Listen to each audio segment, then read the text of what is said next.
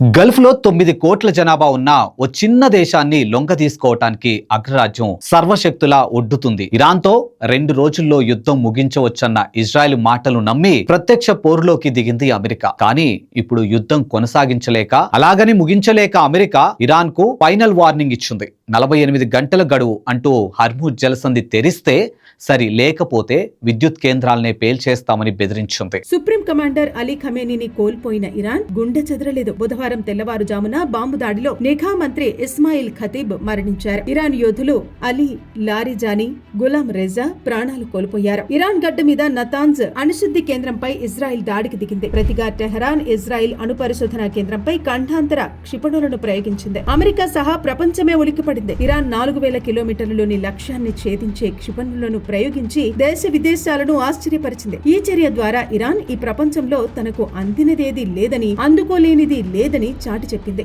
ఏ సైనిక స్థావరమైతే America, Britain తమకు సురక్షితమని భావించాయో అదే స్థావరాన్ని ఇరాన్ లక్ష్యంగా చేసుకుని సవాలు విసిరింది. ఇరాన్ క్షిపణుల పరిధి శత్రువు గతంలో ఊహించిన దానికంటే ఎక్కువగా ఉండటం అమెరికాను కలవరపరుస్తోంది. యుద్ధం ఇప్పుడు మౌలిక సదుపాయాల విధ్వంసం సవాళ్లు ప్రతి సవాళ్ల దశలో ఉంది. ఒకవేళ అమెరికా ఇరాన్ లో దమావంత్ అతిపెద్ద విద్యుత్ కేంద్రాన్ని నాశనం చేస్తే టెహరాన్ లోని విద్యుత్ సరఫరా నిలిచిపోతుంది. ప్రపంచమే సంక్షోభం అంచునుంటుంది.